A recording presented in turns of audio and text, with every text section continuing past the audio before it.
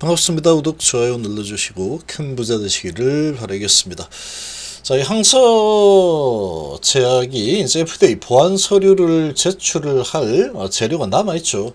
남아있는데, 자, 지금 재료를, 보안 서류를 제출했을 가능성이 아주 크다라고 봅니다. 15일 내로 제출을 해야 되는 그런 상황이니까 제출을 했을 가능성 아주 크다, 이렇게 좀 보여지는데, 이 소식을 언제 낼지 이런 부분은 이제 좀 지켜보면 되겠죠. 이 재료를 보유하고 있다. 그리고 연휴 기간 동안에 엘레바에서 또 호재 소식을 하나 냈습니다. 자, 이런 소식이 좀 나왔기 때문에 또 딥시크발 이 IT 기업들이죠. 딥시크발 IT 기업들, 특히 이제 이 엔비디아를 비롯한 이 AI 반도체 기업이 아주 크게 좀 얻어맞았는데, 이런 부분에 대한 또 풍선 효과가 또 나타날 가능성 충분히 있는 상황이다, 이렇게 좀 생각입니다.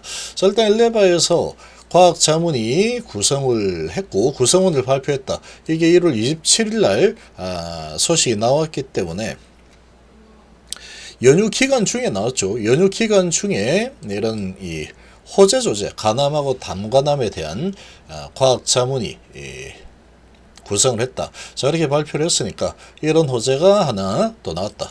간암 관련된 소식이죠. 담간암 부분은 또 올해 하반기에 진행을 할 거다, 이런 부분이 있으니까 3월 달에 간암 허가, 그리고 하반기에 이 담관함 NDA 승인 신청을 한다.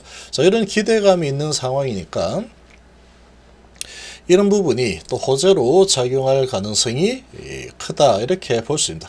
FDA 허가하고는 크게 관계없다. 지금은 아직까지 시간이 좀 많이 남아있죠.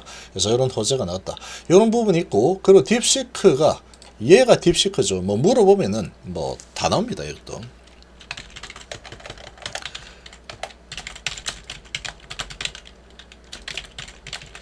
여기 딱 치면은 이게 챗GPT하고 비슷하게 이렇게 나오죠. 20억 달러, 한 2조 몇천억 정도 예상이 된다.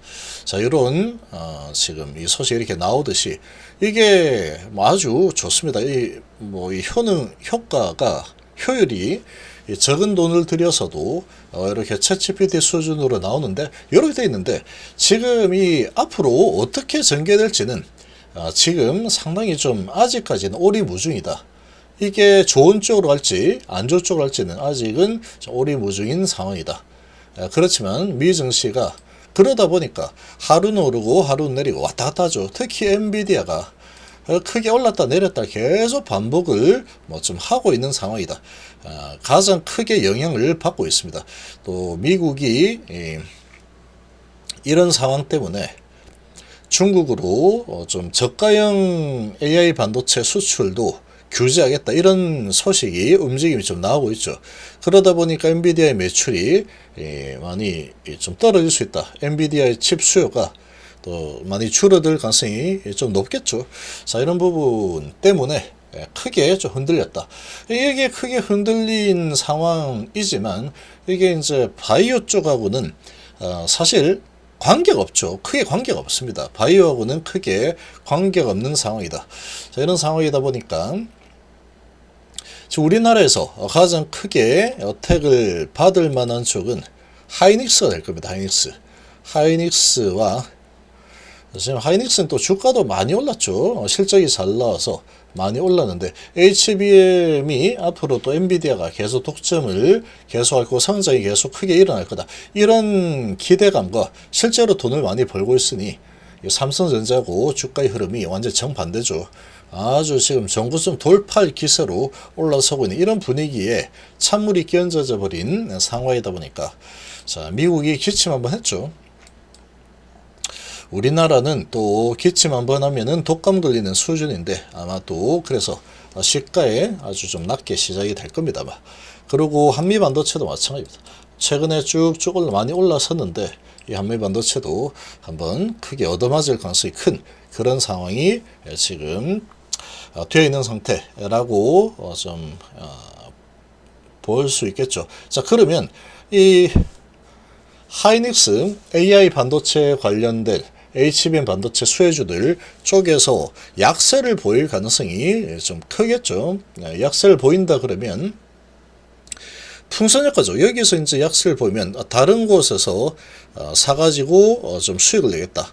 이런 식으로 돈이 움직일 수밖에 없을 겁니다. 이렇게 움직인다 그러면 지금 뭐 제약바이오 같은 경우에는 좀 이런 딥시크 부분과 지금 미국 증시가 크게 흔들렸던 이런 부분이 가장 큰 게 딥시크죠. 여기에서 조금 동떨어진 이런 쪽이 바이오 쪽이다 보니까 HB 같은 경우에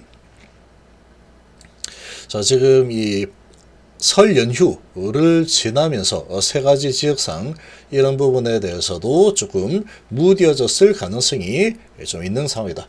결과가 이제 나오려고 하면은 한 달 반 정도 남아있죠. 이제 한 달 반 정도 남아있는 상황에 또 엘레바에서 또 이런 자문이 구성했다 이런 소식이 또 나와줬기 때문에 뭔가 기대를 할 만한, 항상 HB는 기대감으로 주가가 잘 올라가기 때문에 기대를 할 만한 그런 소식이 좀 나와줬다.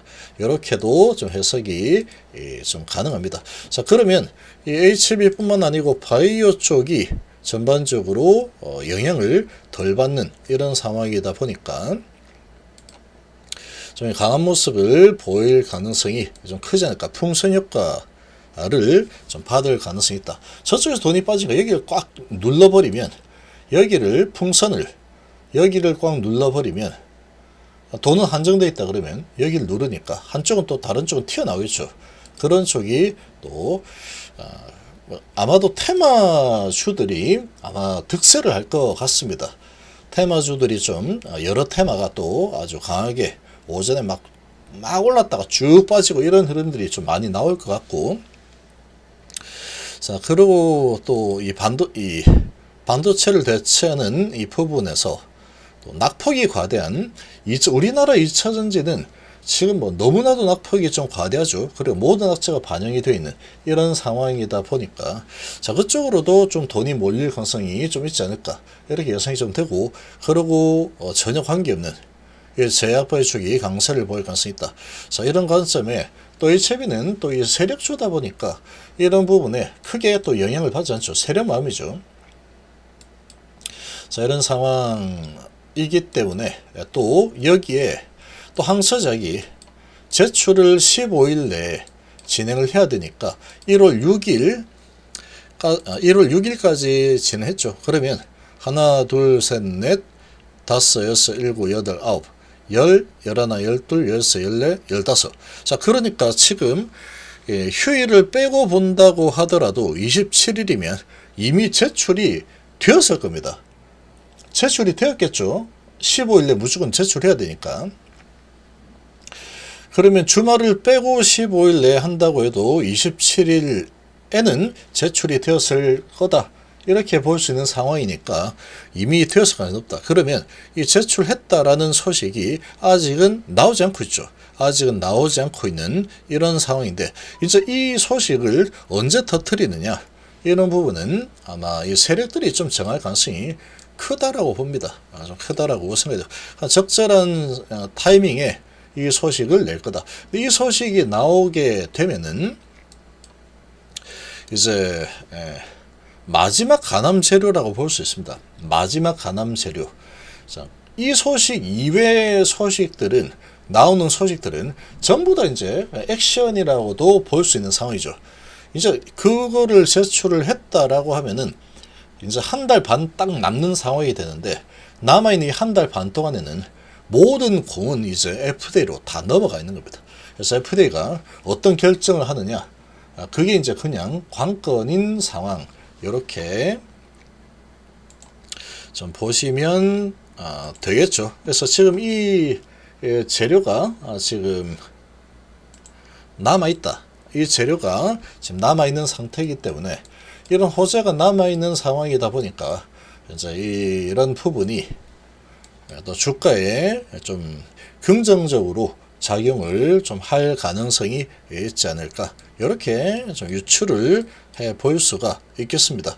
자, FD 허가하고는 관계 없습니다. 허가하고는. 자, 지금 세 가지 지적상 이 부분에 대해서 봤을 때는 계속 뭐 허가 날 거다 이렇게 뭐 믿고 싶은 게 주주의 당연한 마음이죠. 당연한 마음인데 또 이 HLB의 이 공지사항을 보면은 아주 중립적으로 이렇게 공지사항을 썼다.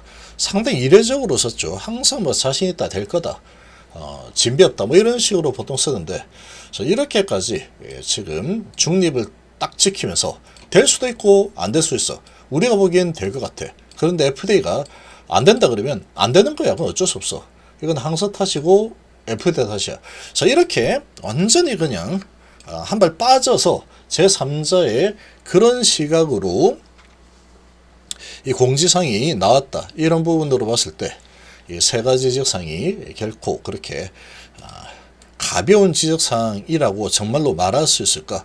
이런 부분은 좀 의문이다. 그렇지만 지금 당장의 주가하고는 크게 뭐 관계없겠죠. 당장에는 호재가 남아있다. 제출을 했다라는 소식이 나오면 야 이제 곧 허가가 나 있구나 이렇게 밀어붙이면, 돈으로 밀어붙이면 또 얼마든지 또 올라갈 수 있는 또 이런 상황이니까, 자, 이런 부분들을 잘 계산을 좀 잘 하시는 게 좀 좋습니다. 계산 좀 잘 하셔야 되고, 자, 이거는 지금 단기적으로는 뭐 이렇게 호재가 남아있다 이렇게 볼 수 있고, 허가 때까지 주식을 들고 갈 거냐 아니면은 좀 빠졌다가 적당한 타이밍 잘 잡아서 빠졌다가 결과를 보고 그 다음에 내가 어떤 결정할 거냐, 이거는 또 다른 문제라고 좀 보시면 되고, 그거는 전적으로 본인이 어떻게 리스크 관리를 어떻게 할 거냐, 또는 기대감을 어느 정도 가질 거냐,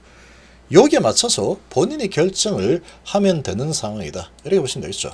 우리 회원님들은 뭐 제가 보는 관점에서 이렇게 또 알려드릴 겁니다.